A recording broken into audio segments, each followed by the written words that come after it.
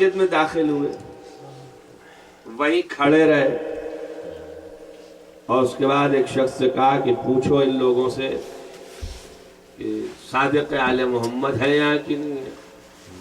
تو انہوں نے پوچھا کہ تم نے دیکھا صادق آل محمد ہے یہاں؟ کہا داخل ہوتے دیکھا تھا، اس کے بعد پتہ نہیں کہا۔ حضرت وہیں کھڑے، اس کے بعد بھی نہیں دیکھ پا رہے۔ حضرت نے اشارہ کیا کہ پوچھو اس سے جو کہ نابینا تھا کہ کہاں ہے؟ اس نے کہا سامنے کھڑے ہیں۔ کیا معنی ہے؟ اس کے معنی ہے کہ آنکھ رکھتے ہوئے بھی نہیں دیکھ پا رہا ہے، بس یہی ہے کہ وہ چاہتے نہیں کہ مجھے پہچانے، اور اس کے لیے چاہتے ہیں کہ پہچانے۔ معرفت اگر چاہ لے تو پیدا ہو سکتی ہے، نہ چاہے تو معرفت پیدا نہیں ہو سکتی۔ اور ظاہر ہے کہ ان کے چاہنے کے لیے کہ وہ چاہ لے تو ہم معرفت پیدا کریں، اسی وقت ممکن ہے کہ جب ہم ان کی مرضی کے مطابق ہوں۔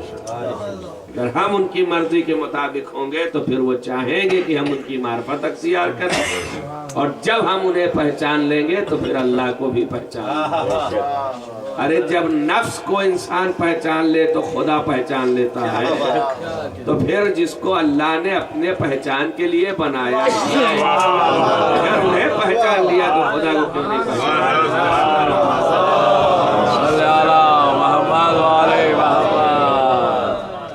اصل معرفت خدا جو ہے وہ ممکن نہیں مگر یہ کہ معرفت آیات الہی، آیات الہی جو ہیں وہ اہل بیت اطہار ہے، یہ اگر چاہ لیں تو آپ معرفت پیدا کر سکتے ہیں، آپ ان کو پہچان سکتے ہیں، ان کی ذات سے نزدیک ہو سکتے ہیں۔ انہی کی کیفیتیں، انہی کے درمیان امام زین العابدین علیہ السلام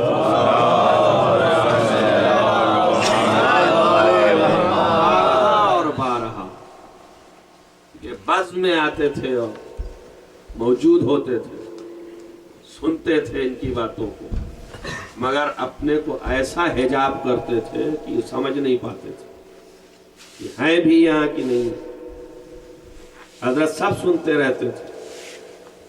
کسی صحابی نے پوچھا کہ یہ جو آپ کے خلاف دسیسہ رچتے ہیں اور آپ خود سنتے رہتے ہیں، کچھ بولتے نہیں ہیں، تو آپ نے مسکرا کے کہا کہ یہ ان کی سوچ ہی تو ہے صرف، ان میں قوت کہاں کچھ کرنے کی۔ کیوں؟ اس لیے کہ اللہ اگر چاہے گا تب ہوگا نا، جب وہ چاہے گا ہی نہیں تو کچھ کر ہی نہیں سکتا۔ قید خانے میں آپ کو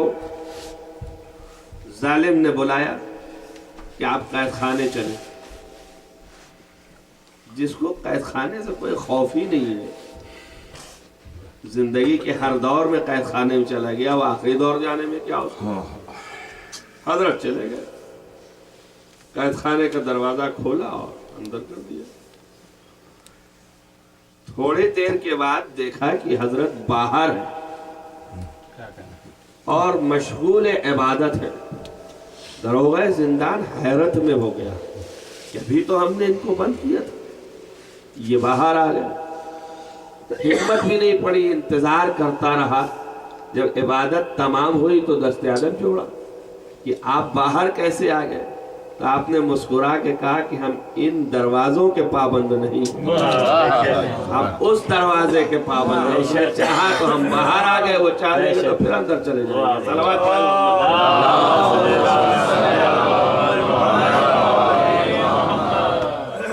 اس طرح کے بہت سے واقعات ہیں جو قدرت کے اور ان کے علم کے اوپر دلالت کرتے ہیں، بتاتے ہیں کہ ان کی ذات کیا ہے۔ مگر جب وہی ہے کہ اللہ کی مرضی کے پابند ہے، اللہ نے چاہ لیا کہ اس وقت تمہیں یہ مصیبت برداشت کرنا ہے، برداشت کرنا۔ اللہ نے چاہ لیا کہ یہ تمہیں اقتدار دکھانا ہے، دکھاتے ہیں۔ وَإِلَّا گئے کس لیے؟ چونکہ ساربانی کرنی ہے، اس لیے اللہ نے خاص وقت پر مرض دے دیا اور آپ مبتلا بمرض ہو گئے۔ غش میں چلے جاتے تھے، غش پہ غش تھا، تاکہ ایسے فرض سے جہاد ساکت ہو جائے۔ جہاد ساکت تھا وَإِلَّا حال من ناصرین کی آواز سن کر کے پھر واجب ہو جاتا نکلنا۔ لیکن امام عالی مقام کے اوپر جو یہ غشی طاری کی اللہ نے کہ جس سے جہاد ساکت، اور ایک لمحے کے لیے جب امام عالی مقام رخصت ہونے کے لیے آئے تو غشی سے جب آپ کی آنکھ کھلی تو آپ نے یہی دیکھا کہ باپ کس حالت میں۔ پوچھا بابا آپ اکیلے اور تنہا رہ گئے؟ بھیا اکبر نہیں ہے کیا؟ چچا عباس نہیں ہے؟ کہا بیٹا مختصر یہ ہے کہ اب مردوں میں تم ہو اور میں ہوں، اور پھر اس کے بعد غش میں چلے گئے۔ روایات یہی بتاتی ہیں یہ بیماری کوئی نہیں تھی، بلکہ اللہ نے یہ بھی ایک امتحان لیا تھا امام حسین علیہ السلام سے کہ یہ بھی دیکھتے رہو آخری وقت جوان بیٹا ہے مگر اس حالت میں غشی کے، یہ بھی ایک امتحان کا طریقہ تھا جو اس کا بھی ایک بہت ملال ہے کہ جس کی یہ حالت ہے، خیموں میں بھی آگ لگ رہی ہے، اس وقت کون مدد کے لیے آئے گا؟ آپ غور کریں اور سوچیں یہ کتنی بڑی مصیبت ہے حضرت زینب کے لیے کہ بچوں کو خیمے سے لے کے تو نکل ہی رہی ہے، لیکن ایک مرتبہ پھر جا رہی ہے اندر۔ حمید ابن مسلم کہتا ہے کہ پوچھنے والے نے پوچھا کہ کیا بھی کوئی آپ کی چیزوں میں سے میرا قدر سامان رہ گیا ہے کہ آپ جاتی؟ آپ نے مڑ کے کہا شیخ تو نے انصاف نہ کیا، میرا بھتیجا بیمار جس کا مسلح جل چکا ہے آگ لگی، اس کو بچانے کے لیے اندر گئی اور وہاں سے اٹھا کے آپ لے آئی ہیں۔ دیکھیے کڑیل جوان کی میت کو اٹھانا آسان تھا، مگر ایک زندہ جوان کو اٹھانا یہ زینب کے لیے بہت اپنے چھاتی سے لگا کر کے بلند کر کے کس طریقے سے تو سائیدین کو باہر لے آئی۔ مگر لکھا تاریخ میں یہی ہے کہ جو اس وقت سے آپ نے اپنا سر سجدے میں رکھا ہے تو تا صبح آپ سر سجدے میں رکھے ہیں اور صبح تک آپ نے سر نہیں اٹھایا۔ جب صبح سر اٹھایا ہے آپ نے تو بس وہ کیفیت تھی کس وقت جب کہ ہاتھوں میں ہتکڑی لگ رہی تھی، پیروں میں بیڑیاں پہنائی جا رہی تھی، اور اتنا بڑا توق آپ کے گلے میں لگایا گیا تھا۔ توق کہا جاتا ہے لیکن توق کے اندر کانٹے تھے بڑے۔